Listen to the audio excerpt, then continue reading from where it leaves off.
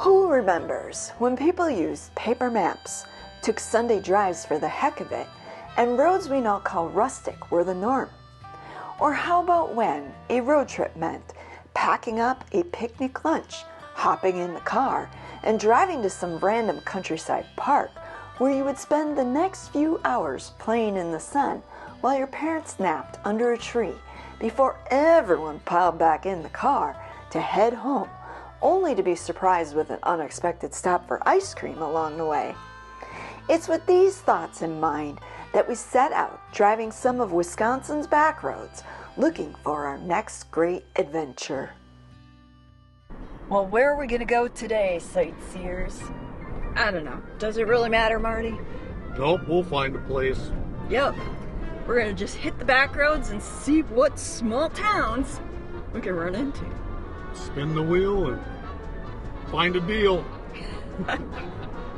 Or throw a dart in your map and see if that's where you end up. Hey sightseers, Sightseeing Sally here, and Marty. Today we're doing things a little bit different. We're gonna throw away the map, Scour the back roads, and see what towns we can find. Kinda doing it like the old-fashioned way. When I was a kid, my parents would load us up in the car and be like, we're going for a ride. Well, that's what we're doing today. We're going for a ride. It was more like get in the car whether you like it or not. But usually at the very end of it, we could always count on Dairy Queen or some other ice cream stop. So hopefully Marty's got his wallet along, because I could really go for some ice cream. As you can see, we're coming up on Crivitz, but we're going to skip that because I've already done a video on that. If you're interested in touring Crivitz with me, I'll have it linked for you up above, or you can find it in the description box down below. What? I'm just talking to myself. I got Tourette's or something. No, he doesn't. And no, he's not making fun of anybody that has it. It's just... I do sometimes just blurt stuff out. I think that's just because of your ADHD. Something. Or maybe his lack of social graces.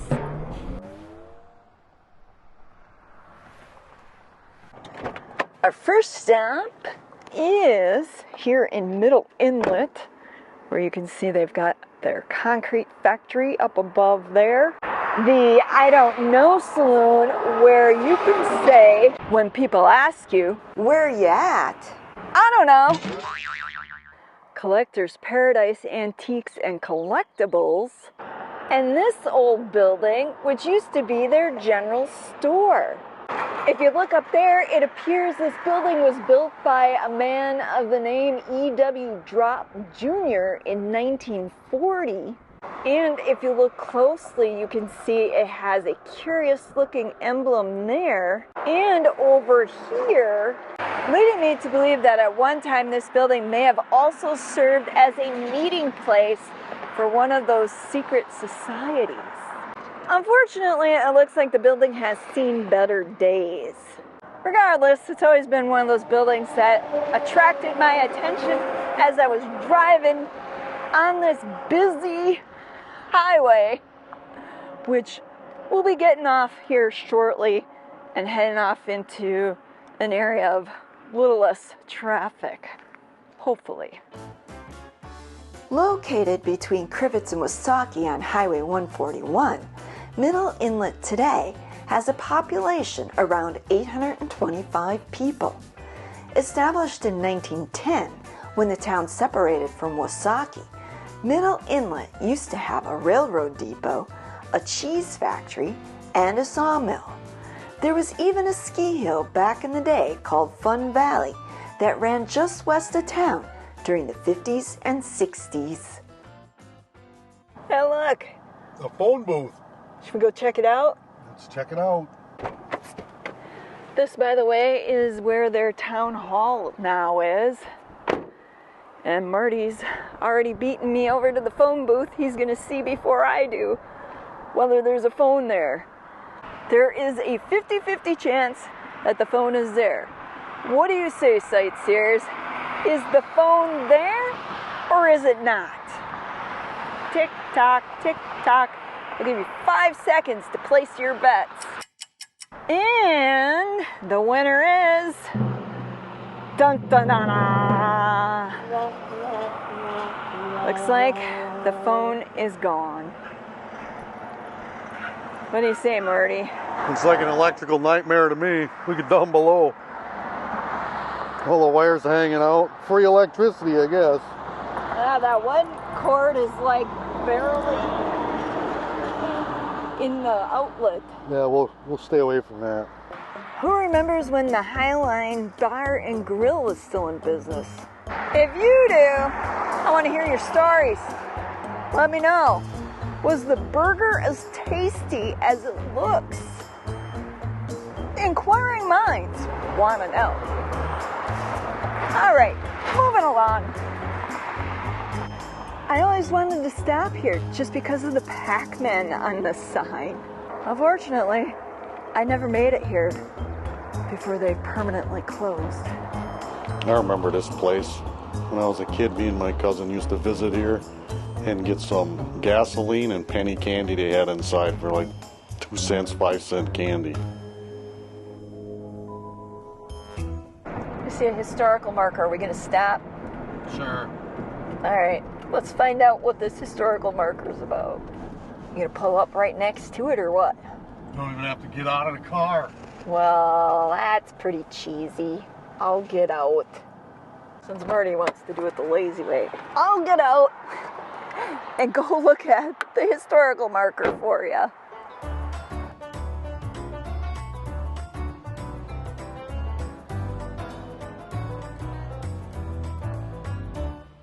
What I got out of reading this relates to everything we've been talking about in our latest videos with Mountain and Wabino and all the logging that happened here.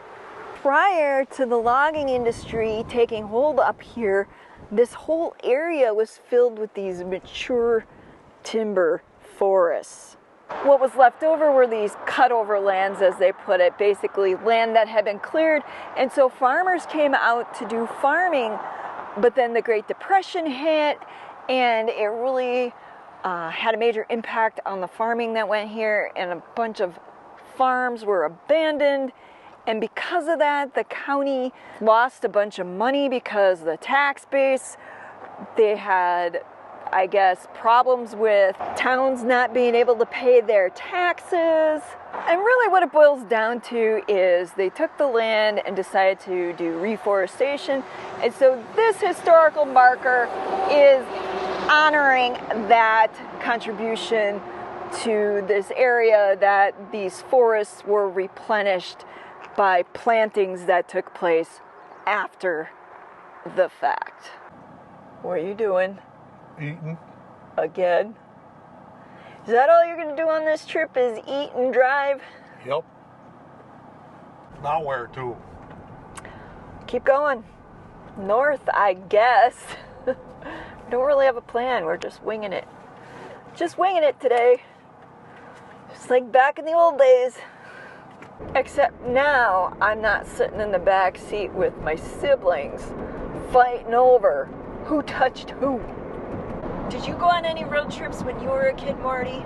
Are you kidding me? We couldn't afford that. I thought you said your parents took you to Disney when you were a kid. Once. Just once? Maybe twice. You pulling my leg? Maybe a little bit. I don't know if it's just me, but it just feels like I need to get my waders on. What's the old saying? How does that go? Don't bullshit a bullshitter. Can't bullshit a bullshitter. There's our next camper. You. I know one thing. There's a lot more traffic happening on this road than I recall ever being. Except during the height of tourist season. We haven't even hit that yet.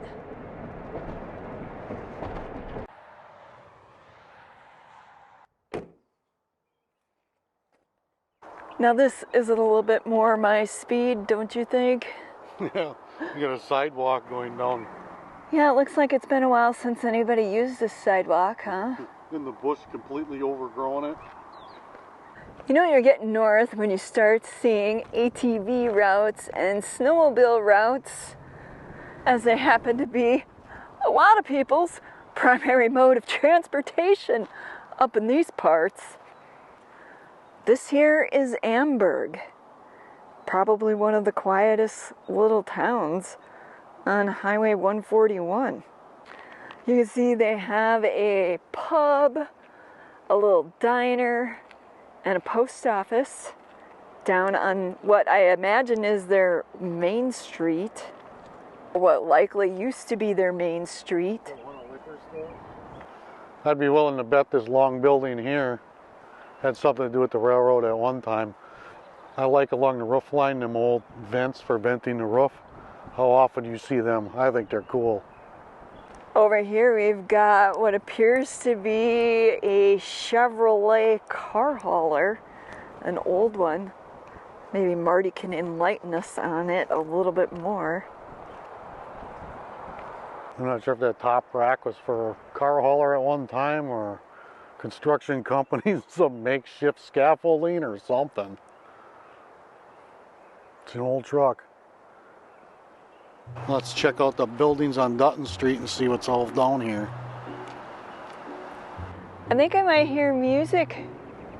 It's possible that there's something happening over there. We should see if there's any cool beverages to be had. Looks like the pub's open. I bet you we could get a cool beverage in there. They're advertising Coors Light in one window and Bud Light in the other window. Wonder if the diner's open, that we could get something to eat. Oh, wah, wah, wah. It's closed today. But over here, looks like we got a convenience store where we could get maybe a cool beverage in there. I'd be willing to bet. Oh, check out that old Pepsi sign up there. That one's pretty faded from the sun. Looks like it used to be Wendy's Cafe in that building.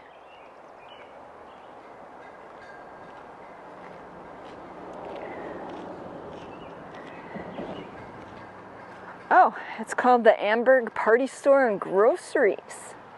It's kind of interesting. One of the things that I came across when I was doing some research for Mountain is that back in the day, people had a lot of house parties because, you know, being that they were so far apart, you know, the towns were so far apart that it wasn't like you hopped into a car, you know, to go have something to do.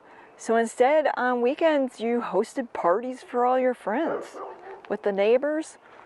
So it's kind of ironic that the Amberg sign there says Party Store and Groceries, because that's what that makes me think of. What do you think of when you see that sign, Marty? Getting burgers and getting plowed. Check this out. This is pretty cool. They have an area road map of the town of Amberg. Well, not just Amberg, because over here you can see Wasaki, which we skipped that because we're gonna do a video specifically on Wasaki coming up. And then here we are in Amberg, and then north of here is Beecher, and then off to the west is Athelstane. So it's neat that they have this here downtown where you can take a look at it. I imagine because of the snowmobilers and the ATVers, so they have an idea of where they're at. Especially after they stopped in at the old pub. And then over here you got the town crier. From the looks of it, he doesn't appear to be too friendly. Other than Bob McBarker back there, Amberg seems like a nice little town. Kind of quiet. He's set off the highway. I really didn't know that all this was here. I've always driven on the highway and never bothered to stop to check it out. And I'm glad we did. Think of all the sites we would have missed, like the White Garage that was established in October of 1939. Or not. If you happen to be from Amberg and you see this video, let me know in the comment section below. Was the White Garage established in 1939? We're just going to take a little drive down their alleyway and see what we can find. Oh, look. There's a prize sitting there. What is that, an old Thunderbird? Yep. What else can we find back here? Oh, I see a Ford Fairlane. I want to say that one of my grandparents had a vehicle like that. See what I mean, though, about always finding these classic cars just sitting in these small towns? Yeah, they're all over. Yeah, they're all over. Not just, you know, here in Wisconsin, but out west, too. It's just out west, they're usually in a little bit better condition because they don't have the salt on the roads like we do up here. Speaking of old classic vehicles, they also have this beauty sitting here next to the Amberg Fire Department. I can see it's a Ford diesel, and I'm assuming it's some sort of ambulance. And again, look on the roof. An old tornado or air raid siren. I'm still looking for one. Anybody knows where I could get one, let me know. Really? If I can't get another dog, why would you want to get an air raid siren? The dog wouldn't like the siren. That's why we can't get another dog. I'm not following the logic there, because the thing is if we would get another dog, me and the dog would be happy and you could play your siren by yourself, I guess. She just don't understand. I guess I don't. Come on, let's go. You heard him, sightseers. He doesn't want me standing around contemplating getting another dog. That's what that is. That's distraction mode 101. Big cable thing. Well, this is interesting. We took one of the little side roads. I guess it's not really an alley. Alley, actually, it is an alley. It is an alley? Yeah. Okay, so we took this alley and we ended up back here where they have some historical equipment just sitting here, along with Amberg's old Railway Express Agency, better known as probably a train depot. And then this building here, it's obvious that these buildings have been moved here, because you can see this one in particular has like brand new cinder block underneath, and then this one is just sitting up on some timbers. I'm assuming that they're here because if we go across the alleyway onto the other side, they have their historical museum, which we'll head over there next. But let's take a quick look at what they've got over here. From the sign, this is an old steam drill circa 1890 from the Andrew Swanson quarry. And then they've got this old powder shack where I'm assuming that would have been where they would have kept either like black powder or dynamite. Probably not the two together, but whatever they were using for blasting in the quarry. And then you can see this big thing here, which is another tool or piece of machinery that was used in the quarry. That thing is pretty massive. I'm guessing it was some sort of crane type device for lifting rock. I'm no quarry expert, but I think it's easy to deduce that. This is an old saw rig here. And there's where the blade was, and this was on rollers, and they clamped it down. As they roll it through, they took passes on it, they cut off slabs. It's kind of cool seeing one this old. And then this is the museum. You can see they have an old hitching post still standing here out in front. And it looks like the museum might be open. We'll have to take a peek in there right after I show you this, which was their old town hall. It's pretty unique for being a town hall. It reminds me of an old house. Actually, like a spooky house that you would see in an old movie. This is cool. According to this placard, their town hall was placed on the National Register of Historic Places in 1981. Well, I guess I'm going to follow Marty in to the museum. Oh look, they have a book on their history for $15.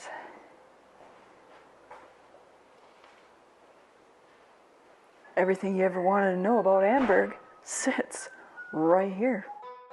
Originally known as Pike, Amberg was renamed after a Chicago businessman, William Amberg, who established a series of granite quarries in the area and later platted out the town in 1890. Once a booming locality, Amberg used to include the areas of what is now Beecher, Pembine, and Niagara. Well, there was a wealth of information in there. So much so that we've decided that we really should come back and do a standalone video on Amberg. So, rather than spoil it for you, we're just going to leave our adventure here in Amberg, where we're at now, and skidoo and see what else we can find. As we're sitting here waiting to turn onto 141 and continue north, it's got me thinking about how many times I've driven north through here and never, oh, Marty's pointing out a sign that you need to see. Apparently this is a place for panthers to cross. Anyways, getting back to what I was saying, is that all the times that we've driven north on this highway, I never once knew that there was even a town that existed beyond the actual highway itself. I just thought what we saw right up by the highway was all there was to it. Obviously, that was not the case, which just goes to prove what you can find when you go off the beaten path. You can see the Prius parked up next to that little pavilion here. While I was too busy stuffing my face with a bagel, Marty turned down Highway 8. We're now making our way west, and we discovered this little roadside park just outside of Dunbar, which will be the next town we're going to stop and check out. Had I known we were so close to this perfect picnic spot, I would have waited on that bagel. Well, they have this little park here for fishing for the youngins, kids 14 and under. Or if you're a disabled person, you're allowed to fish here. Nice little fishing pond, huh, Marty? Yep. See any fish? Foil. What do you see in there? No foil. Where? Just down there. Looks like no foil. Could be the stuff that's not Eurasian. Could be. Well, what else do we got in Dunbar? Here's an interesting looking place. Richard's Motel. And then just beyond that, you've got Richard's Cocktail and Dining Room. Never eaten here, but definitely would try it just based on that cool old sign. Founded in 1888, much like many other small towns in this neck of the woods, Dunbar largely got its start thanks to the logging industry. With a population of around 1,300, people passing through Dunbar today enjoy many of the things the North Woods has to offer, like hunting, fishing, ATVing, and snowmobiling. What's left of Dunbar's old school? If you look down this street, there is a church, a community Bible church. You can see, just like in Amberg, they have a route for UTVs and snowmobiles. And then hidden in the trees, they have a ball field for the locals to come and play some ball. Used to have fun playing ball back in the day. Yeah, old Sightseeing Sally could swing and hit with the best of them in the neighborhood. And then, besides the homes and whatnot, you've got Dunbar Cemetery. And that's pretty much Dunbar in a nutshell. Really couldn't ask for better weather to be out on a Sunday afternoon drive. Sunday? Don't you mean Tuesday? What are you drinking? Well, it is Tuesday, and you didn't let me get to that it's actually Tuesday. I was just making a joke. Chill out, man. You'll notice we've come to a rustic road, one of several rustic roads up here in Wisconsin. If you saw my last video on Mountain, there's a rustic road that you can take over by Mountain. We're contemplating taking the rustic road to see what we can find.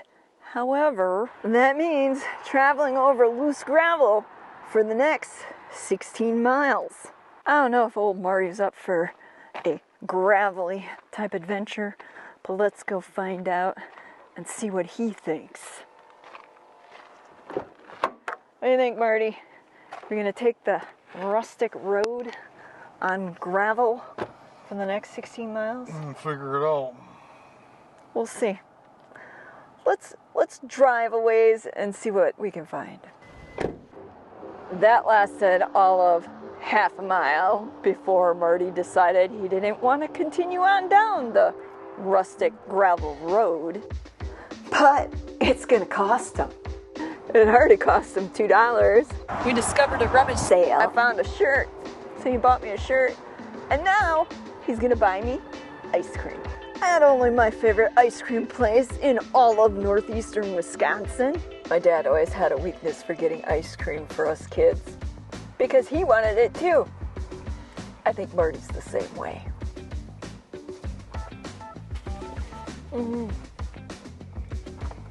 Okay.